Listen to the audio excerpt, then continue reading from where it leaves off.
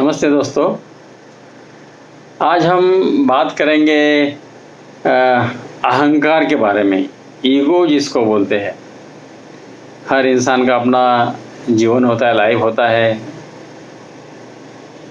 तो हर एक इंसान के अंदर थोड़ा बहुत ईगो ज़रूर होता है। और ये ईगो होता क्या है, इससे क्या नुकसान होता है अपने डेली लाइफ में, जहाँ पर भी आप काम कर रहे हैं, नौकरी हो, धंधा हो, घर हो, बाहर हो। ईगो वाले लोगों की कहानी थोड़ी अलग होती है और उनको बहुत परेशानियों का सामना करना पड़ता है। तो बेसिकली दोस्तों, ईगो एक मन की अवस्था है। बेसिकली ये एक आभास है, डिल्यूजन है। जो लोग ईगोइस्टिक हम बोलते हैं, जिनका लाइफ ईगो से कंट्रोल होता है, उनके स्वभाव में थोड़ा घमंड होता है, अहंकार होता है। एक्चुअली ये जो स्थिति है, ये साइकोलॉजिकल स्थिति है। ये पूरी जो प्रोसेस है, ईगो कैसे अपने शरीर में आता है या मन में आता है, ये एक पूरी मानसिक प्रक्रिया है। ये मति का भ्रम है, डिल्यूजन जिसको बोलते हैं। डिल्यूजन, इल्यूजन, आभास की दुनिया में ये लोग रहते हैं। अगर ये ईगो हमसे छूट जाता है या हम इसे छोड़ देते हैं, तो हम डर को पार करते हैं। क्योंकि ईगोइस्टिक लोगों में कहीं ना कहीं एक डर होता है कि मेरा नौकरी कोई खा जाएगा, मेरा पोजीशन जो है, मेरा जो संपत्ति है, कोई ना कोई ले जाएगा। तो उनको लगता है कि ये सब जाएगा, तो ये हो सकता है या और कोई डर हो सकता है, लेकिन इनके मन में जरूर कुछ ना कुछ डर होता है। और फिर इनमें ईगो आ जाता है। अगर ये डर छूट जाए, ये या ईगो छूट जाए, तो हमारे जो लिमिटेशंस है, मर्यादाएं हैं, उनको हम पार कर देते हैं, उनको पीछे छोड़ देते हैं। हमारे आचार विचार बदलते हैं। और जिनमें ईगो नहीं है, वो लोग जो बोलते हैं वो करते हैं। वो खुद के बारे में सोचने लगते हैं और खुद में वो खुद को ढूंढते हैं कि मैं क्या हूँ, मैं क्या कर रहा हूँ। वो लोग अलर्ट होते हैं और उनके जीवन से चिंता निकल जाती है, वो व्यग्र हो जाते हैं और उनके जीवन में जो भी एंग्जाइटी है वो निकल जाती है, बेचैनी जो है वो निकल जाती है, वो निराशा को पीछे छोड़ देते हैं।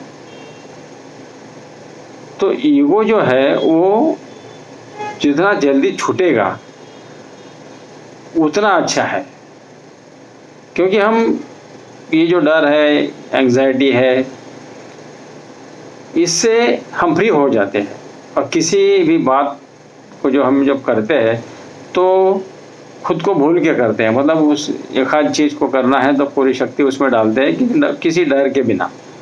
और अपना जो लाइफ है या जीवन है, ये एक बहुत कार्यक्षम हो जाता है, इफ़ेक्टिव हो जाता है, पावरफुल, शक्तिशाली हो जाता है। और हम जो काम करते हैं उसके परिणाम अच्छे आने लगते हैं। अगर ये वो छूट जाए तो हमें जो अच्छा लगता है वो हम करते हैं। और वो जो बीमारी है, क्या कहेंगे लोग, इसके आगे हम निकल जाते हैं। सारी शक्ति हम एक जगह करके कोई भी अगर काम करें तो वो अच्छा ही हो जाता है। और सबसे महत्वपूर्ण बात यह है कि बीते हुए दिनों को या बीती बातों को वो लोग पीछे छोड़ देते हैं। हमें आगे क्या करना है, इसके बारे में वो ज़्यादा सोचते हैं। भविष्य की चिंता भी उनको नहीं सताती है, वो प्रेजेंट में रहते हैं और आगे हमें करना क्या है इसके बारे में वो ज़्यादातर काम करने लगते हैं। दोस्तों, जो लोगों में ईगो होता है, उनकी पर्सनैलिटी मतलब एक दोहरा व्यक्तिमत्व होता है कि वो कभी अच्छे बर्ताव करते हैं, कभी एकदम हॉरिबल, बुरा बर्ताव करते हैं।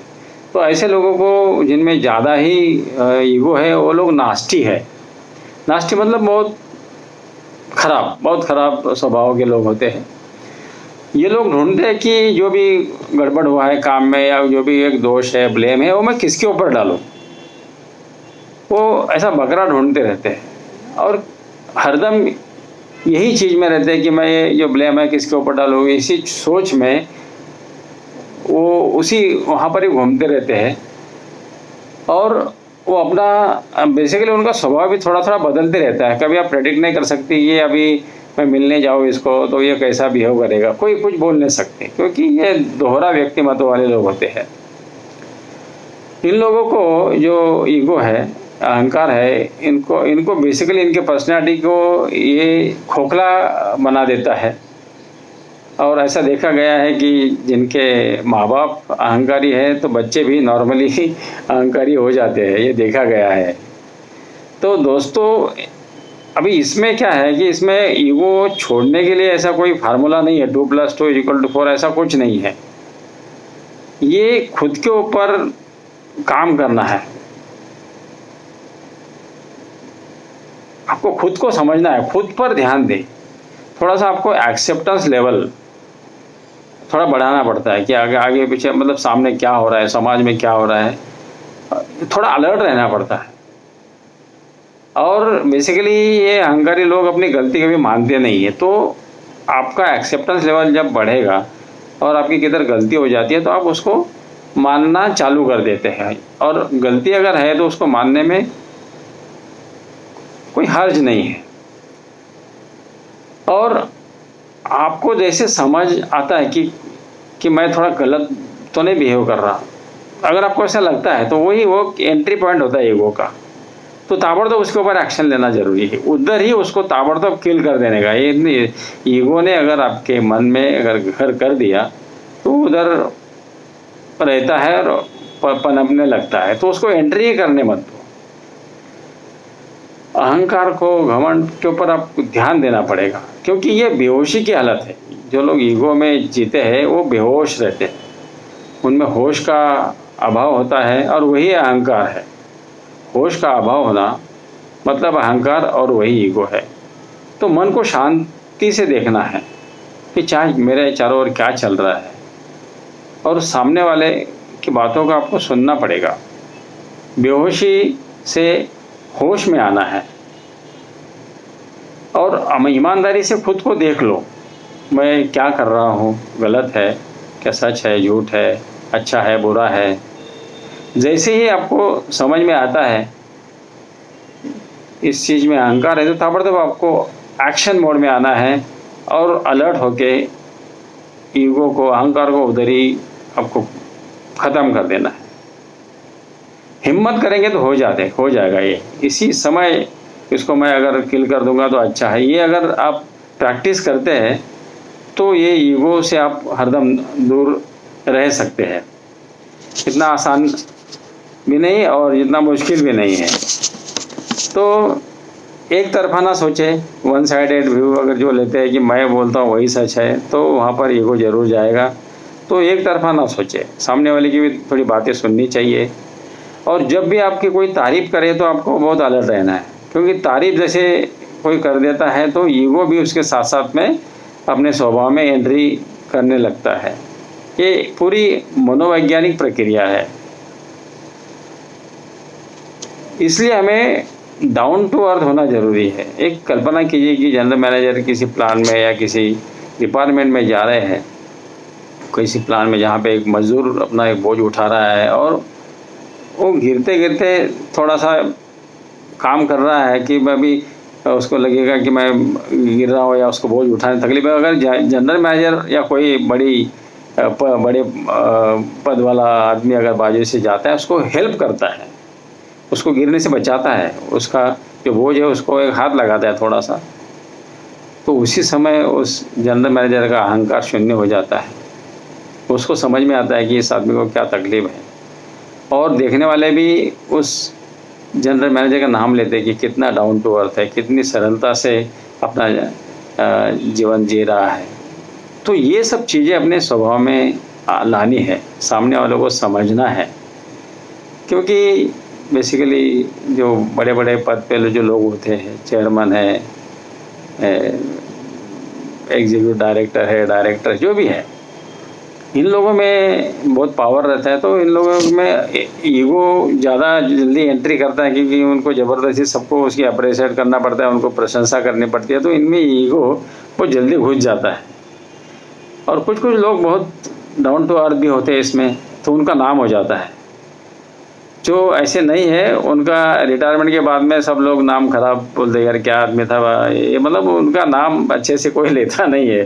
तो स्पेशली ये ईगो हायर पोस्ट में जो लोग काम कर रहे हैं, उनके मन में ये ईगो अगर रहेगा तो उनका नाम खराब हो जाता है। क्योंकि एक ध्यान रखना चाहिए कि हम आज कौन से भी पोस्ट पे अगर है, कल तो रिटायर होना है, सबको रिटायर्ड होना है। तो सबका जो आखिरी का जो डेसिग्नेशन है वो रिटायर्ड है, सेवानिवृत्ति है। जैसे आप सेवानिवृत्त हो जाते हैं तो आपको कोई पूछता नहीं है। 5 दिन के बाद में जाके देखिए, जिस डिपार्टमेंट में आप काम कर रहे थे वहाँ जाके देखिए, वहाँ का चपरासी भी आपको इम्पोर्टेंस नहीं देता है जितना पहले देता था। तो ये सब चीज़ों से हमें बचना है। डाउन टू अर्थ ये जो वर्ड है मुझे बहुत पर्सनली बहुत पसंद है। जो लोग अपना जीवन जो है एकदम सरलता से, शालीनता से व्यतीत करते हैं, उनका बहुत नाम होता है। एक्चुअली डाउन टू अर्थ होना कोई गलत बात नहीं है। बेसिकली जब डाउन टू अर्थ हम होते हैं तो हम अपने जीवन कला को या व्यक्तिमत्व को चमकाते हैं। लोग अपना नाम लेते हैं कि यस वो आदमी डाउन टू अर्थ है। तो वही अपनी ज़िंदगी की असली कीमत है। आपके कितने दुकान है, आपके कितने मकान है, कोई गिनने आएगा नहीं। लेकिन आप डाउन टू अर्थ है या ईगोइस्टिक है, ऐसी ही ज़्यादा बातें समाज में होती है। तो दोस्तों, ईगो को अपने मन में घर मत करने दीजिए, बहुत बुरी चीज़ है। थोड़ा सेल्फ रिस्पेक्ट रखना ज़रूरी है, लेकिन उसको ईगो में कन्वर्ट मत होने दीजिए और डाउन टू अर्थ होने की कोशिश कीजिए। दूसरों को हेल्प करेंगे तो ये अपने आप ईगो थोड़ा थोड़ा कम होता जाएगा और आप अपने व्यक्तिमत्व को चमकाएंगे। तो दोस्तों, मुझे उम्मीद है कि ये ईगो के ऊपर या घमंड के ऊपर का एपिसोड आपको ज़रूर पसंद आया होगा। आप अपने दोस्तों को भी शेयर कीजिए और ये चैनल को सब्सक्राइब कीजिए और आते रहिए मिलिंद की पाठशाला में और अपने जीवन की कला को थोड़ा इम्प्रूव करके अच्छा जीवन व्यतीत कीजिए। Thank you very much.